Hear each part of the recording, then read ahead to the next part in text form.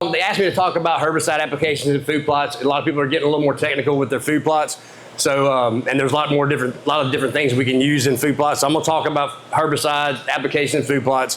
And I thought about just going by, going to the when, why, where, how. I don't know what order to put them in, but this is what order I put them in. So why I use food plots?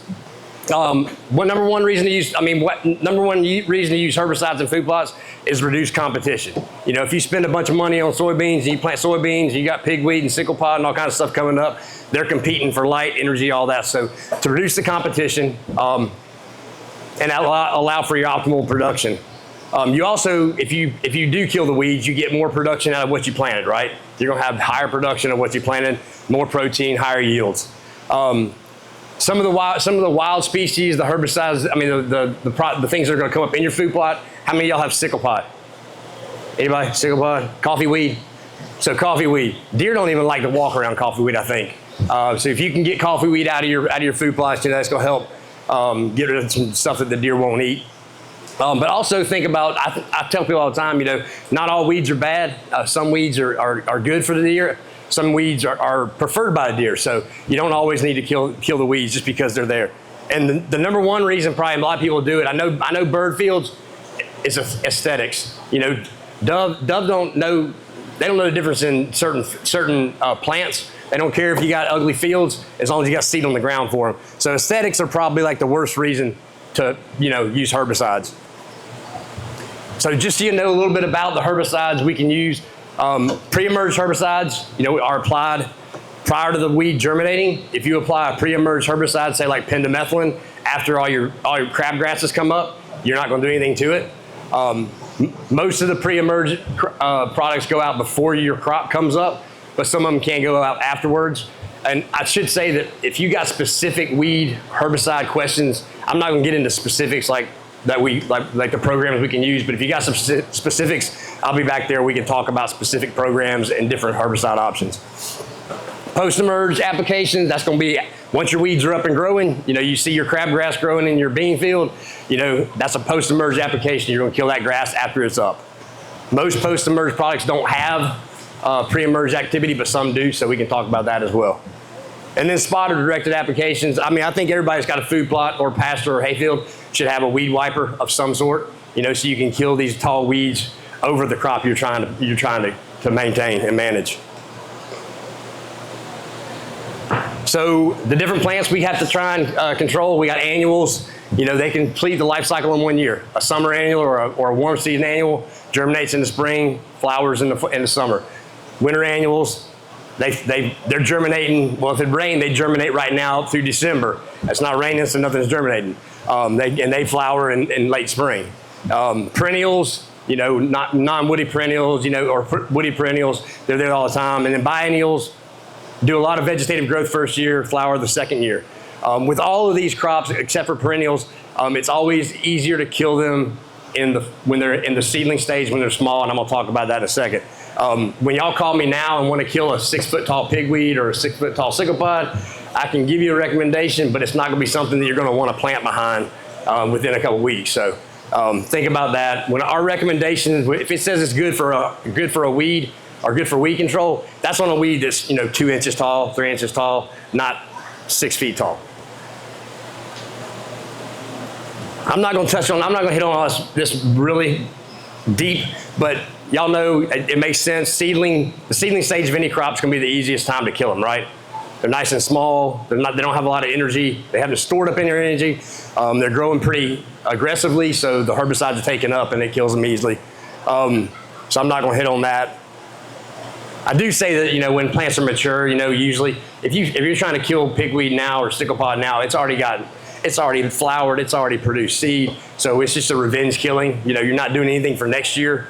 It's better to hit it earlier in the year. That way you're controlling the seed population, the seed bank for next year. Grasses, I get a lot of calls. I've got this grass or I've got this weed. So grasses, grasses are, they come up as a single leaf, and broadleaves come up as 2 leaves. There's a big difference. You got to know what you actually are trying to kill if you're going to use herbicides. And then woody plants, I went too fast, but woody plants are always best. If you need to kill woody plants, it's always best to try and treat them this time of year. You know, we all want to go out and hit sweet gum when we see them green up in the spring, but the best time to hit them is right now before those leaves start changing. If you can hit them right now, you're going to be you'll be a lot more satisfied than when you spray it in the spring and it kills it back and then it sprouts back out. So how do we apply herbicides? Pre-emergent herbicides, like I said, are applied prior to planting or soon after. So an example of this would be if you're planting beans, you could put out prowl, pendimethalin, and incorporate that. Then you could go out there and you could plant. The thing with pre-emergent herbicides is they have to be activated by moisture. So if you incorporate, you get good incorporation, you have good soil moisture, it's activated. A lot of these, like flumioxazine, which I talk about on here, flumioxazine or Valor, it's got some other names, generics. You spray that on top of the soil after planting soybeans. That needs to be activated by rain too. So you need to get a little bit of rainfall on it to activate it. Most of our pre-emergent herbicides are going to target your small-seeded broadleafs and grasses. So things like morning glory and sickle pod are not always really, the pre-emergent herbicides are not always really good at controlling those. They give a little bit of suppression, but those are really large seeded and they've got enough energy to push through that pre-emerged product. Some examples, like I said, flumioxazine's one. You can put that out right after planting soybeans. It's really good on pigweed. So if you're growing soybeans in the southeast, y'all are dealing with Roundup resistant pigweed. Everybody know that? So the Valor or the flumioxazine is a really good product. Put it out right after planting. It keeps a lot of the pigweed from coming up. And then you can hit the pigweed that does come up with something later. Pendimethalin, I said like earlier, is something you can put out ahead of a lot of crops that you can put out, and it's a pre-emerge, you incorporate it.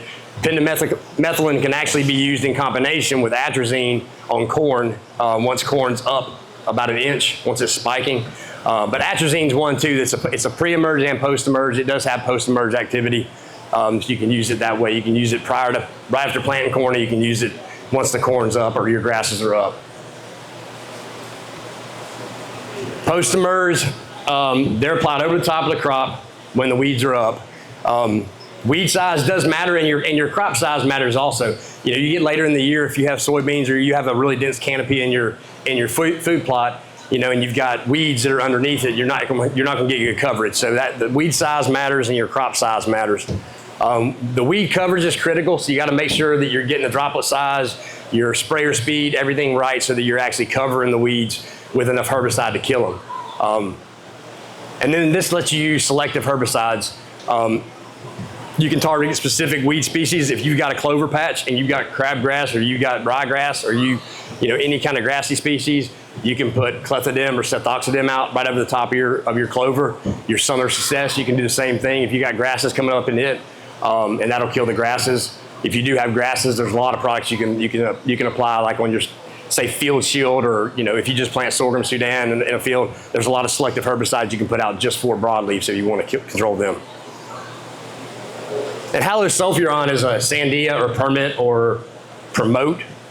There's a lot of generics out there, so I probably missed some names too. But Sandia is one that you can selectively control nutsedge in a lot of different crops. We can talk about that if you got questions about. If you got a bad nutsedge problem, we can talk about that back there. Then we have herbicide-resistant crops. You see them, everything growing in a farmer's field right now pretty much is a herbicide-resistant crop. It's either resistant to 2,4-D, dicamba, glyphosate, or glufosinate. Bruce had the Roundup Ready beans, and he also has some glufosinate beans. The Roundup Ready technology is great. It still works on a lot of weeds. You can spray Roundup directly over the top of Roundup Ready beans and corn. It works really good. It's really good on grasses. But like I said earlier, we got pigweed resistance, so you're not going to get pigweed with it. And also, just thinking about fall crops, we have ryegrass resistant that's resistant to Roundup as well. So, Roundup's not always, it's not the silver bullet that it used to be. That's where Liberty Link comes in, or glufosinate tolerant crops. The Liberty Link trait lets you do the same thing. You spray Liberty or glufosinate over the top of the beans, and it won't harm the beans, but it will kill small pigweed. Once again, like I said, it's got to be small. Nothing's going to kill an 8-inch, 12-inch pigweed. It'll burn it back really nicely, and you'll think it's dying, but it's not going to die. So, you know, hitting pigweed when it's good and small is very important, and other crops as well. And then you've got, you know, you also have Roundup Ready alfalfa, but like I said, ryegrass can be a problem in Roundup Ready alfalfa. And then for you bird hunters, you know, you got Clearfield. Sunflowers, problem with Clearfield is that's one more we got resistance. So pigweed is resistant to most of the mode of action 2. Most of them are resistant to Clearfield, the product you use in Clearfield. So you can spray all you want. All it's going to do is maybe burn them and probably burn your sunflowers more than it burns the pigweed. And then how do we do it? You know, the boom sprayer, if you have a boom sprayer, is going to be the best way to do it. You get even, you know, you get same drop of size across the board. You get really good coverage.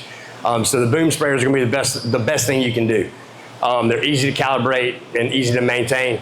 But for food plots, they're easy to break. They're easy to, you know, fall off the back of your gator. I mean, they can get kind of cumbersome. So for most food plots, you know, boomless sprayer is going to be your best. You know, even pastures and hayfields, boomless is going to be your best. You can go over uneven terrain. The problem with them is, you know, getting that overlap at the edge of your swath and also your droplet size. You know, your droplets are going to be really big, so you don't always get the coverage you need on with some of these products. Like glufosinate probably wouldn't do the best if you used it with a boomless because it's not as systemic as a Roundup or a 2,4-D. Glyphosate, 2,4-D, the bigger droplet's fine because it's going to move up and down through the plant. And then, like I said earlier, the rope wick or the wiper, you can build one pretty easy with a few fittings and the PVC, attach it just to your front of your four-wheeler or your side-by-side and put straight Roundup in it or 50/50 Roundup or some other products, and you can go right over the weeds and just wipe it on there. Like I talked about Valor, the main reason I was going to tell you about calibration is because we're used to putting out Roundup and stuff. It's like 32 ounces or 42 ounces per acre. It's a big number. It's a big amount per acre. It's not hard. It's not easy to mess that up. You know, if you overdo it by a little bit, you're still fine. If you underdo it by a little bit, you're fine. When you're talking about Valor, you know, Valor is 2 ounces per acre. It's, you know, this much in a little vial. If you mess that up by just a little bit and you put out 4 ounces per acre, you're going to get really mad at me because you're not going to have any soybeans come up. If you mess it up the other way, you're going to be really mad at me because you're not going to control any weeds. So, you know, it's really important for calibration. It's really important to make sure that you're putting out the right amount of product. And like I said, I think I'm done. If you have any questions, you have any specifics, you can ask me back there. If you have any questions now, you can ask me. I'll try and handle them right here, but definitely back there.